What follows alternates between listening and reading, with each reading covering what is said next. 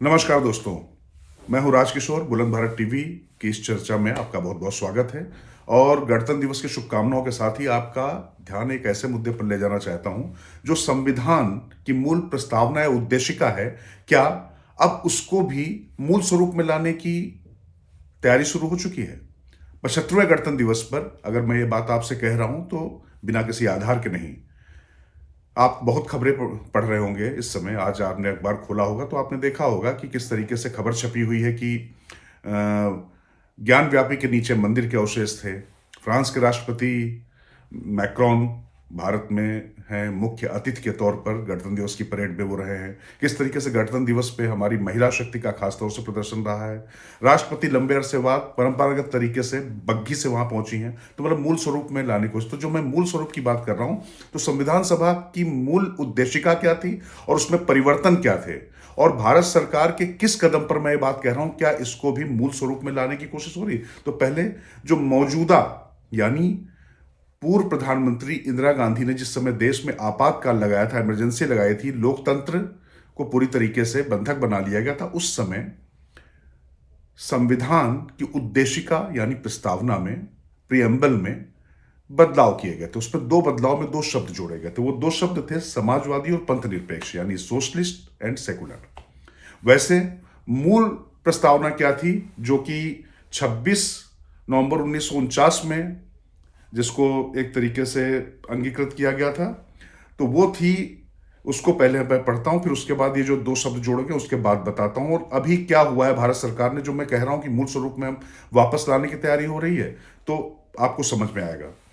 मूल उद्देशिका थी, भारत का संविधान यानी उद्देशिका लिखा हुआ है, हम भारत के लोग भारत को एक संपूर्ण प्रभुत्व संपन्न लोकतंत्रात्मक गणराज्य बनाने के लिए तथा उसके समस्त नागरिकों को सामाजिक, आर्थिक और राजनीतिक न्याय, विचार, अभिव्यक्ति, विश्वास, धर्म और उपासना की स्वतंत्रता, प्रतिष्ठा और अवसर की समता प्राप्त कराने के लिए तथा उन सब में व्यक्ति की गरिमा और राष्ट्र की एकता और अखंडता सुनिश्चित करने वाली बंधुता बढ़ाने के लिए दृढ़ संकल्प होकर अपनी इस संविधान सभा में आज तारीख 26 नवंबर 1949 ईस्वी मिति मार्गशीर्ष शुक्ला सप्तमी संवत 2006 विक्रमी को एतद द्वारा इस संविधान को अंगीकृत, अधिनियमित और आत्मार्पित करते हैं। यह थी मूल प्रस्तावना।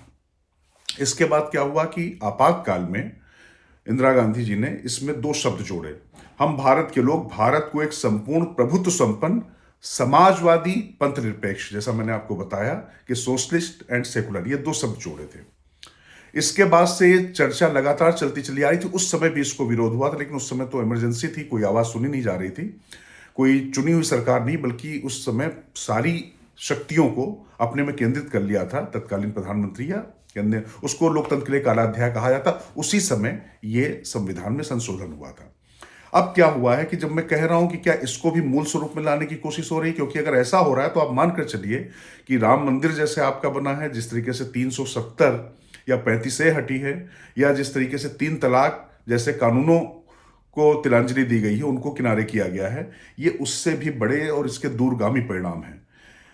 क्योंकि आप देखिए कि ये mygov.india का ट्विटर हैंडल है, जो 26 जनवरी से ठीक एक दिन पहले देश की उपलब्धियां जिन तमाम नए क्षेत्रों में हुई हैं, उनमें 7 क्षेत्र चिन्हित करते हैं, जिसमें जो मूल उद्देशिका जो मैंने आपको पहले पढ़ के बताई, जिसमें सोशलिस्ट और सेकुलर शब्द नहीं था, उसमें वो सबसे पहले लेके आते हैं सोवर्निटी की तरफ।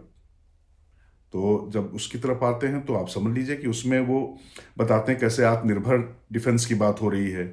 इसके बाद वो दूसरा, वो उसमें एक कार्ड बनाते हैं कि डेमोक्रेसी इन न्यू इंडिया, यानी लोकतंत्र की बात हो रही है। पहले तो संप्रभुता की बात हुई, फिर डेमोक्रेसी इन इंडिया की बात होती, तो उसमें किस तरीके से नारी शक्ति वंदन अधिनियम हुआ है और क्या क्या डिजिटाइजेशन हुआ है गवर्नमेंट के प्लेटफॉर्म्स का। ये डेमोक्रेसी मतलब लोकतंत्र, जनता की भागीदारी बढ़ने की बात में इसको उपलब्धि के तौर पर बताया जाता है। फिर इसके बाद रिपब्लिक, हम जब गणराज्य की बात करते हैं तो उसमें क्या हुआ, तो अपनी नई जो संसद मिली है, क्योंकि अंग्रेजों के जमाने की पार्लियामेंट में ही अब तक कार्रवाई हो रही थी, इस 26 जनवरी से पहले आप जानते हैं कि नई संसद देश को समर्पित हो चुकी है और वहीं से अब कार्रवाई चल रही है। तो उसके बारे में उसको एक तरीके से उसका प्रतीक बनाया गया है। इसी तरीके से जो है विकसित भारत संकल्प यात्रा जो है कि लोगों के घर तक जो है स्कीम्स पहुंच रही हैं, लोग जा रहे हैं, वो योजना आप देखने चल रही है। इसी तरीके से जस्टिस इन न्यू इंडिया में जब न्याय की बात कर रहे हैं तो उसमें किस तरीके से जो है एससी और एसटी, खासतौर से अनुसूचित जाति अनुसूचित जनजाति के प्रोटेक्शन के लिए कैसे नियम को और ज़्यादा कड़ा किया गया है। और इसी तरीके से आर्थिक तौर से कैसे प्रधानमंत्री आवास योजना, जनधन योजना, पीएम मुद्रा योजना और पॉलिटिकल तरीके से जो है block development elections Jammu and Kashmir में हो रहे हैं। तो ये जस्टिस की बात हो रही है, न्याय की बात हो रही है यहाँ पर। इसके बाद लिबर्टी इन न्यू इंडिया, यानी लिबर्टी इन इंडिया की जब बात करें तो critical sectors open up for private players, मतलब तमाम जो सेक्टर थे कैसे जो है लिबर्टी मिल रही है, एक तरीके की तो मिल रही है। तो उसमें कैसे निजी क्षेत्रों को भी आगे बढ़ाया जा रहा है। जीएसटी की बात हो रही है, वन नेशन वन मार्केट की बात हो रही है, 370 कि जैसे मैंने आपसे कहा वो हटाने की बात हो रही है। तो इस तरीके से 1200 जो पुराने अंग्रेजों के ज़माने के कानून थे उनको कैसे हटाया गया, उनकी बात हो रही है। फिर इक्वलिटी, समानता के अवसर की जब बात हो रही है तो उसमें महिलाओं की बराबर भागीदारी, उस पर सबसे ज़्यादा जोर दिया गया है कि किस तरीके से 75% आवास योजना के जो घर हैं वो महिलाओं के नाम पे या संयुक्त तौर पर दिए गए हैं। इसी तरीके से जो स्टार्टअप्स हैं वो कैसे 48% जो है उसकी वुमेन डायरेक्टर्स, मतलब महिला निदेशक हैं। और इसी तरीके से जो है डेवलपमेंट के जो तमाम जो चीज़ें हैं वो कैसे ज़्यादा से ज़्यादा निचले तबके, मतलब बिल्कुल आखिरी आदमी तक पहुँचे, इसके बारे में इक्वलिटी में कहा गया है। फिर फ्रेटर्निटी की बात होती है न्यू इंडिया, तो उसमें जो है किस तरीके से जो है सबको जो है लोन डिस्ट्रीब्यूट हो रहे हैं, जिनको नहीं मिल पाते 11 करोड़ टॉयलेट्स की बात हो रही है। तो ये 7 मुद्दे हैं जिसके हिसाब से ये ट्वीट किया गया है।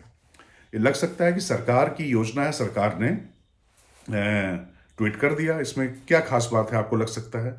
लेकिन विशेष तौर पे लिखा गया था कि जो हमारे जब ये ट्वीट किया जाता है तो उसमें पहला ट्वीट यही किया जाता है कि जो हमारी मूल प्रस्तावना, जो मूल उद्देशिका को पाने के लिए मोदी सरकार ने, मौजूदा सरकार ने क्या काम किए हैं। तो जब अगर हम इसकी बात कर रहे हैं तो ये आप मानकर चलिए कि ये मोदी सरकार में, मौजूदा सरकार में कुछ भी अनायास नहीं होता, इसके पीछे एक सोची समझी सुविचारित रणनीति होती है। और ये आप जानते हैं कि इन 2 शब्दों को लेकर लगातार कांग्रेस के भीतर भी एक बहुत बड़ा धड़ा था जो इससे बहुत संतुष्ट नहीं था। उनको लगता था कि जो मूल प्रस्तावना है उसमें छेड़छाड़ नहीं करनी चाहिए। और अगर आपको ध्यान हो तो पिछले कुछ समय से, खासतौर से 30-40 सालों में जो सबसे ज़्यादा, जब से सेकुलर शब्द आया था उसको लेकर काफ़ी बहस चलती रही है, क्योंकि राजनीति धर्म सापेक्ष होनी चाहिए, धर्म का मतलब क्या होता है, पंथ का मतलब क्या होता है, ये बहस चलती रही। खासतौर से संघ परिवार और उससे जुड़े हुए भाजपा जैसे संगठनों ने इस पर बहुत ज़्यादा बात उठी। उनका साफ साफ कहना था कि धर्म से निरपेक्ष होकर धर्म रहित राजनीति हो सकती है, शब्द गलत है। तो सेकुलर शब्द वैसे भी पश्चिम की अवधारणा है। अब अगर हमारे जो मूल प्रस्तावना है उसमें अगर हम बात करें, उसमें समाजवादी शब्द की बात करें तो समानता के अवसर की बात, उसमें समानता पहले से आ रही, लिबर्टी की बात पहले ही आ रही है। लेकिन सेकुलर शब्द को लेकर ही ज्यादा विवाद होता रहा है। तो जब सबको बराबर अधिकार की बात हो रही है, किसी के साथ भेदभाव की बात नहीं हो रही है, तो ये सेकुलर शब्द जो पश्चिम की अवधारणा यहां पर आई है तो उसके भी क्या उन्मूलन का व्यक्त हो गया है, क्योंकि इस शब्द को लेकर सियासत ज्यादा हुई है। धर्मनिरपेक्ष के नाम पर खासतौर से एक खास बड़े वर्ग को कभी तुष्टीकरण की बात चलती रही है, आरोप प्रत्यारोप चलते रहे। ऐसा मैं कुछ नहीं कह रहा हूं, ये मैं राजनीति की बात कर रहा हूं। लेकिन क्या अब ये शब्द भी धीरे धीरे अगली बारी में इनको भी क्या मूल रूप में, क्योंकि मूल रूप में बहुत सी चीजें लाने की कोशिश की गई है मोदी सरकार के द्वारा। अगर आप देखें तो जम्मू कश्मीर से 370 और 35 का हटना, वाकई जो कश्मीर को अविभाज्य अंग कहा जाता है उसको उस दिशा में बढ़ाना, वहां पर लोकतंत्र का लाना, राम मंदिर का निर्माण कुछ लोग के लिए लगता होगा आस्था का विषय होगा, लेकिन राष्ट्रपिता महात्मा गांधी भी राम राज्य की ही बात करते थे। तो राम को तो खैर अपनी जगह मिली है, तो क्या राम के राज्य में जहां पर शेर और बकरी एक घाट में पानी पीने की अवधारणा, मतलब सबको बराबर का अधिकार हो, कोई किसी पर जुर्म ना करे, कोई जालिम ना हो, सब एक साथ रहे, जब बराबरी की बात होती है तो ऐसी स्थिति में इस शब्द का कोई मतलब कि इस शब्द का दुरुपयोग तो नहीं हो रहा, क्योंकि बीजेपी लगातार मानती रही कि सबसे ज्यादा अगर किसी शब्द का दुरुपयोग हुआ है तो सेकुलर शब्द का हुआ है, क्योंकि इसके नाम पर तमाम सियासत चलती रही है और तमाम लोगों की दुकानें चलती रही हैं, लेकिन वास्तव में जिनका भला होना था नहीं होना था। तो 26 जनवरी को ये जब बात मैं आपसे कर रहा हूं तो उसके एक दिन पहले mygov.india मैंने फिर आपसे कहा कि ट्विटर हैंडल पर पुरानी मूल प्रस्तावना के जरिए अपने 7 लक्ष्यों के संधान को दिखाना क्या किसी नई तरफ जा रहा है या क्या इसका उन्मूलन होने जा रहा है? इस प्रश्न के साथ इस चर्चा को यहीं देता हूं मैं विराम। नमस्कार।